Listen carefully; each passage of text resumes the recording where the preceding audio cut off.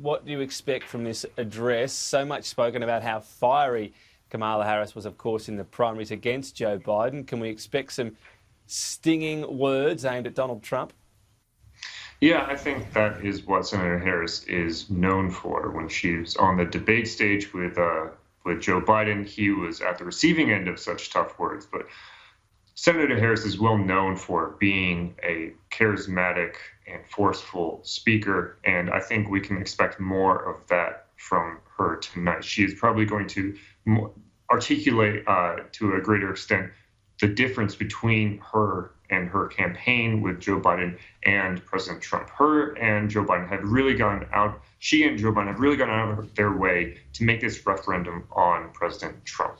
They're not talking about major policy differences. They're not talking about taxes. They're not talking about healthcare too much. They're really just talking about the difference in their personalities and in their natures. That is the campaign that Joe Biden ran on when he was running against other Democrats, and it's the campaign he's still running today against President Trump. What do you think about the convention, what we've seen so far? Clearly lacking atmosphere and a bit of dynamism by the fact it has to go virtual. I mean, Bill Clinton didn't exactly seem fired up with the tone of his words. Maybe that's just Bill Clinton's delivery. Does this matter, or will this whole lack of atmosphere just be something that's forgotten about in the future, as the war of words between the two candidates will matter more? Yeah, I think this is a symptom of just the reality, and everyone's going to have to deal with this. When the Republicans have their convention next week, it's going to be a similar challenge for them, trying to build that sort of passion that you get from those in-person conventions. We all have seen those in-person conventions with the huge balloon drop, with cheering crowds, and it's a really fiery event, or they are fiery events, but it's clearly something they cannot do this year, and they're compensating for it. And I think in some ways the Democrats may end up being more prepared for their convention than the Republicans, because the conventions until recently, the Republicans until recently were planning to just hold the event despite the pandemic, and they only changed their mind recently. So as much as we've seen some delays in the dialogue or some issues with just the way that the convention has been going on, people not knowing when to speak, I think you will likely see more of that from the Republicans next week, because they're just still catching up, whereas the Democrats have been planning for this for months. I want to play to you and our viewers a bit of Donald Trump's news conference this morning. Now, he's being asked about a conspiracy theory, a particularly wild one that involves apparently Donald Trump being fated because he's rounding up pedophiles that are feasting on chemicals from kidnapped children. Yes, that's the theory. Here's a bit of question and answer on that. The theory is this belief that you are secretly saving the world from this satanic cult of pedophiles and cannibals. Does that sound like something you are behind? Or well, I haven't heard that, but is that supposed to be a bad thing or a good thing? I mean, you know, if I can help save the world from problems, I'm willing to do it. I'm willing to put myself out there. And we are, actually. We're saving the world from a radical left philosophy that will destroy this country. And when this country is gone, the rest of the world would follow.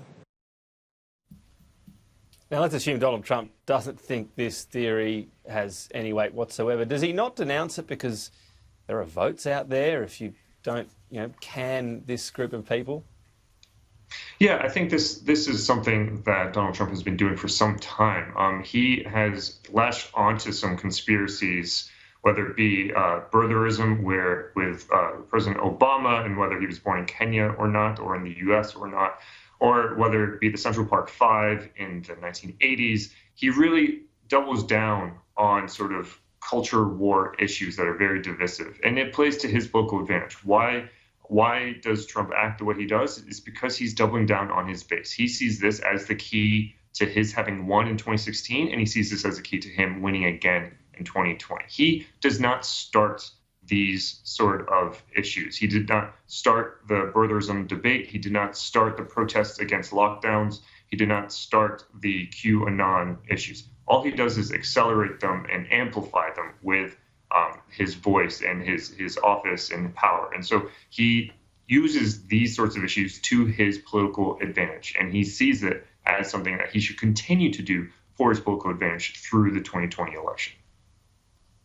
I guess you could ask too, it's pushed along by the media in that particular Q&A, but, that's a separate debate. I just want to ask you finally as well, you've authored a study that looks at Australia's economy right now, dealing with a downturn already, but the other issue it's going to deal with is, the US-China strategic competition right now and where that sits depending on what position we take.